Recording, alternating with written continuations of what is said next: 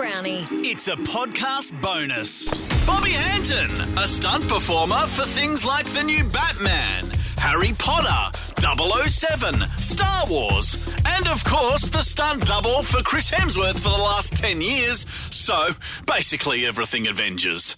So, of course, the next move is to write a picture book. And the adventures of Eddie and Flipboy is up now. Here's Hanton. Welcome, Bobby. Hey, how are you? Thanks for having me, guys. It's an absolute pleasure. I've got so many questions about your career, and I want to know, were you a dangerous child?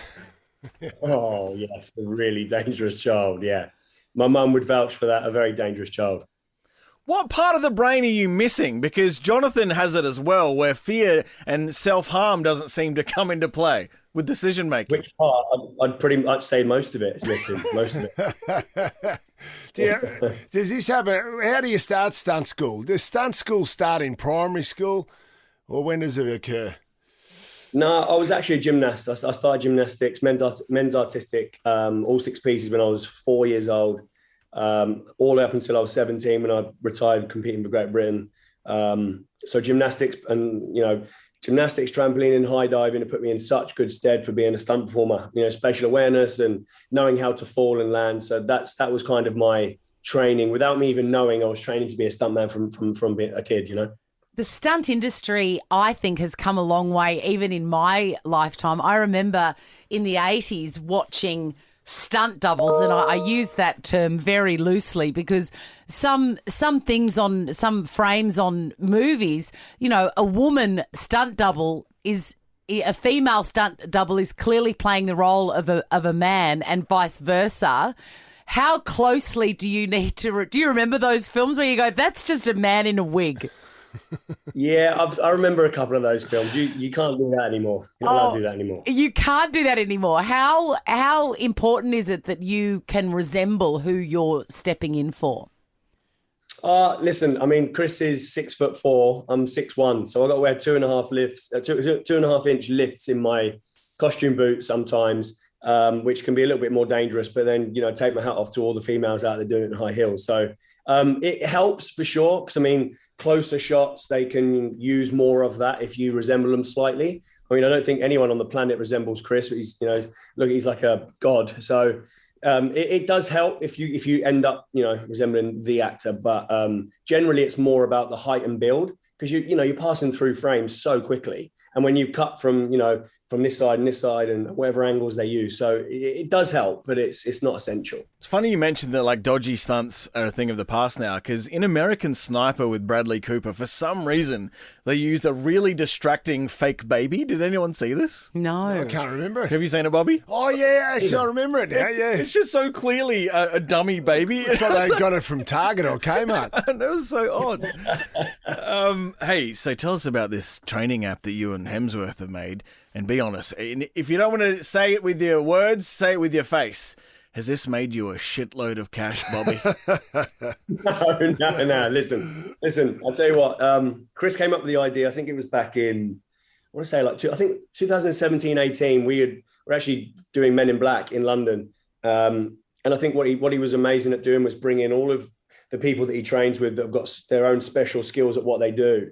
And he tries all of that and puts it into his own training programs. He was like, guys, why don't we just bring this app that we can grab all you guys and we can, open this app up to the world, give something back. And I mean, it was such a good idea of his at the beginning. And I mean, it's just growing and growing and growing. But listen, they look after me. All of the, the trainers, we get paid well. And, it's not about that. It's more about, being able to shed light and give people, some, information on how we train and get into shape. And I mean, who doesn't want to look like Chris? I mean, it's come on. Yeah. Well, you're doing a pretty good job of it, mate. You're in pretty good nick yourself, Bobby.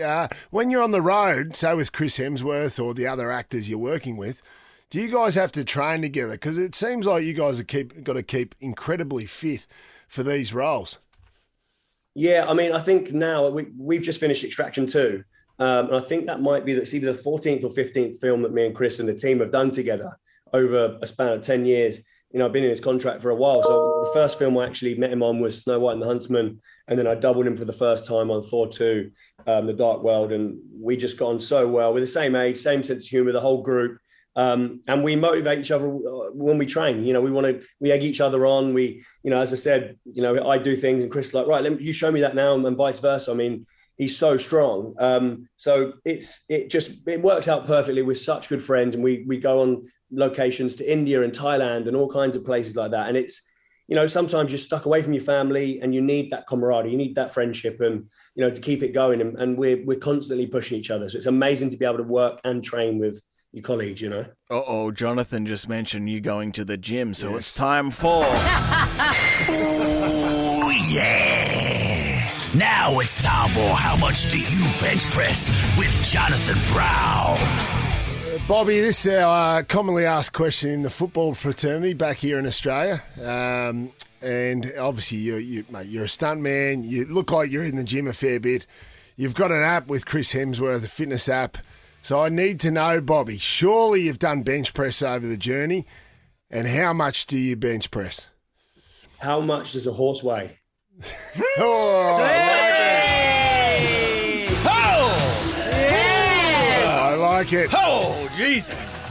Thanks for indulging us. Hey, when you're working on these Marvel films, everyone tells me that as an actor, it's just all waiting around. So is a normal day on set for you just hanging out and just Thor's sitting on a chair doing nothing, Hulk's doing nothing? Is it just all these characters just doing nothing? No, Chris is the hardest working man on the planet, so definitely not. But there are days when sometimes it feels like you're not doing a great deal, and then you get a call on the radio, right, you need to get to set now, and we're doing this scene, because, as much as they try and plan out the day and as best they possibly can, things get changed. It might be weather cover, it might be something, and you've got to be thinking on your feet, be ready, be prepped. So, I mean, once the rehearsal period is maybe not as full on, because you can kind of stick to a 8 to 6 day. Once we start shooting, you kind of don't make plans outside of that, because you end up upsetting people that you'd made plans with, because it could be that you go over by a few hours and they need to get that shot, or they change things around. And sometimes if I'm shooting on main unit, there's a second unit, which is the action. Then you got to go back to the rehearsal area and rehearse, and then go back and, train the actors as well when we do fight training. So it's pretty full on for, a good 7-8 months of the, the span of the movie that I'll be on it. So there's not a massive amount of waiting around, but some days you go, damn, we didn't do a great deal today, but then you'll make up for it the next day. You must be so revered by actors, because you make them look so good and so physically accomplished, and you must have done some amazing travel. I see here that you worked on Game of Thrones. They did some interesting locations. Where were you on those series? I was in cold, rainy Belfast for some of it. But then it was amazing. I got to go to Seville in Spain, and actually did my first ever full body fire burn. And I think unofficially that day, I think it was like 40 stunt performers on fire, and I think it was on an unofficial world record. So that was my first ever experience with fire, and it was warm. So we get to go to some great locations, but there's also some not so lovely ones as well. Yeah, it's good news, bad news. You can have a nice paella, but then in the afternoon you get set alight. Yeah, exactly. Yeah, I mean, and listen, as soon as I got put out of five on, like, after about 20 seconds, I stood up and I was like, let's do that again. It was like the best buzz ever. It was amazing. Oh, you're a sicko. Bobby, what's the hardest stunt you've ever had to perform in movies? Hardest stunt I've ever had to perform. It's a good one. I mean, I've been privileged enough to do a fair few. The one I'm probably most proud of, I've just won a Tourist World Stunt Award for Extraction 1 for hardest hit. Me and another stunt performer, we go off of a balcony onto an awning, go onto a truck, hit the ground. There's a bit of a fight, and then I get hit by a car, and we just won the hardest hit for that. So I'm massively proud of that. But I've been lucky enough to do some big stuff. That fire burn on Game of Thrones, a couple of 100-foot high falls on Batman, and it's been good. But Bobby, hopefully I can do some bigger, better ones soon. I got hit by a car as well, Dano. He did actually. The car got towed. Bobby, that's not a lie. Brownie came off better than the car when it hit him. That's just Jonathan. The car got towed. The lady hadn't paid her registration, but we don't tell anyone that. Hey, if there was a best stunt award at the Oscars, everyone would get around it, man. Because we'd get to see the stunts. I can't believe there's not. I know. I don't even have the answer for why they don't. I think most of the other awards I'm aware of, they do recognize stunts. They do. And it's starting to become more and more and more. But I'm baffled that they don't. I don't understand why they don't. There's some amazing support from some of the biggest and most influential actors all over the world. Brad Pitt is, one of them that, is like, look, this needs to be recognized, and hopefully it will happen. It's got to happen. We keep saying it's got to happen, but it still hasn't. So I really don't know why, but I hope we do. You get noticed at SAG Awards and the Emmys and our own little version of the Oscars, which is the Tourist Awards. So it is there. It's just, I don't know what's happening with the Oscars. I've got no clue why not. What's the most talked about or most revered stunt in the industry? Because I look back and I think I love Lethal Weapon.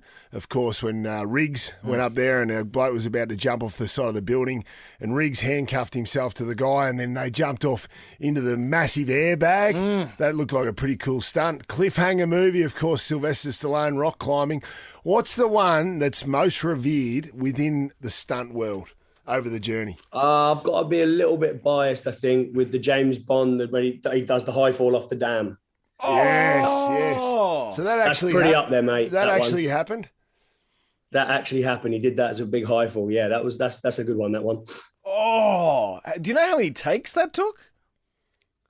I actually don't. It was a while back. It was an actual British stunt guy, but it was a long time ago. I mean, it's not taking it away from we still do some great big things, but I feel like the bigger stuff was back in the day a little bit more, maybe just because of CG now and being able to shoot it in so many different ways and so many different dynamic camera moves and rigs that they put on. So I think it's a little bit more difficult now, but we're still trying to push the bar, and hopefully we can still create some really incredible stuff. That's what I loved about the Top Gun. I loved about the Top Gun movies, that it looked realistic. Obviously they had Tom Cruise up there in the fighter jets for some of the scenes. Obviously, he wasn't flying it, Bobby, but the way they were able to rig up the jets to make it look realistic.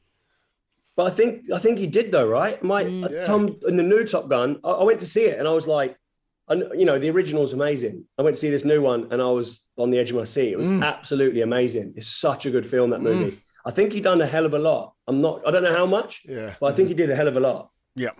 I want to change the mood for a minute and just talk to you about the tragedy that occurred on set of Alec Baldwin's film Rust, where the stunt gun went off and killed a cinematographer.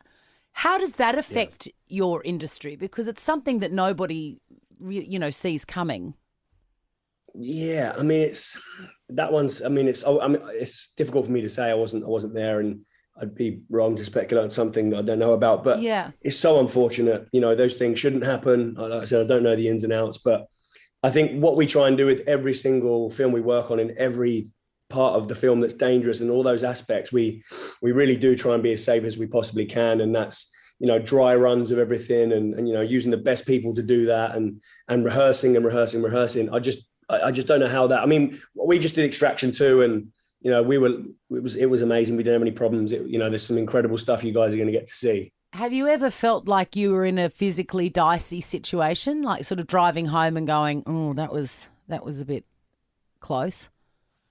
You know what? I think being a stunt performer, we know what we know what it entails. We know what the risks are, but what we try and do is, and I think that's probably why we start a movie sometimes before any other department, because we'll rehearse for maybe 8 to 12 weeks and we break down the script, go through the action sequences, and then we'll rehearse those stunts in very, very small increments and build up until it's camera ready, until it's safe and it's repeatable. It's about it being repeatable as well. So we really do take it very, very seriously. And we, as a department, we don't rush. We make sure it's safe. So there have been times where you've gone, oh, that one was a bit hairy. But generally, I think the stunt community are very, very good, very safe. And we do a very good job at making sure that everyone goes home safe, basically. Who's the, I'll change back pace. You have a rap party. Who's the loosest character at the rap party over the journey? For Marvel first. First of all, for Marvel, let's go first. For Marvel, probably me. Yes, Bobby. Yes. No, have you ever had a yarn to Samuel Jackson at the sandwich table between shots or something like that? No, actually, weirdly enough, I never really got. I think from a distance, I saw him at work one day, but I didn't really see him that much. I think when we did Infinity War and Endgame, we were all filming in Atlanta, and you could think of how many Avengers were there. I think at one point, I might be wrong. My memory's awful. That's why I land on my head for a living. So forgive me, but I want to say that at one point there was about 75 or 76 Avengers, all Avengers Assemble. And that was just like the most bizarre, surreal thing. You're looking at all of these superstars, and many of them Oscar winners. And you're just like, I'm part of this huge, incredible franchise. And at the time, the biggest grossing movie of all time. It was crazy. But I think everyone's got the scheduling wise, the ADs are, they're working so difficult, so hard to make, their job is difficult, and they work so hard to be able to get everyone in the right place at the right time to get the film moving. And I think the Russo brothers, wow, they did such an incredible job to get that end product, which they got, was one of the greatest films, especially of Marvel's, pack of films. So, it's difficult, but I think everyone's just go. There's not much hanging about. Bobby, I don't know how old you are, but I think that you've probably been influenced by the TV shows that you watched growing up, just like the rest of us. I was a advertising copywriter because I saw it on Bewitched, and I thought it was a very cool job. I want to know if you're across the TV series The Fall Guy with the great Lee Majors. This is going to sound so bad, but growing up as a kid, all I wanted to be was a gymnast. I wanted to go to the Olympics. My hero was a Belarusian gymnast called Vitaly Sherbo. That was all I did, was watch and put it on VHS and record it. I didn't actually watch The Fall Guy till very, very late on. It's terrible to say, I know. No, that is good. I didn't even know about stunts really till I was like 20. That is good, because The Fall Guy, yes, it's about the journey of a stuntman, but it's also the journey of the biggest pants man in the world. And I was wondering what your motivation for being a stuntman was, and yours is very noble. It's gymnastics based.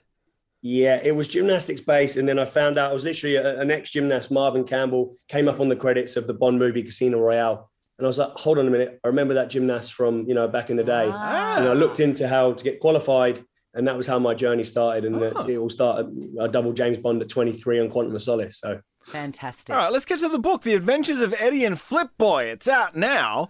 So tell us how this come about. What's going on here? Oh, you caught me off guard. I'm not even prepared for it. I didn't bring it with me. Sorry. Same here, brother. That was good timing. The Adventures of Eddie and Flip Boy. Okay, so I'll try and be as quick as I can. So I finished Extraction with Chris in Thailand in the February of 2019. And at this point, I've had a bad back over my career, gymnastics through to my stunt career. And Chris, I kind of planned this, strategically with Chris, that I was going to take 6 to 9 months off while he spent time at home with the family, and I'd have this major back surgery. So I had 2 titanium disc replacement at L4, L5, S1 level. And I was told I'll be, the recovery time is going to be 6 to 9 months.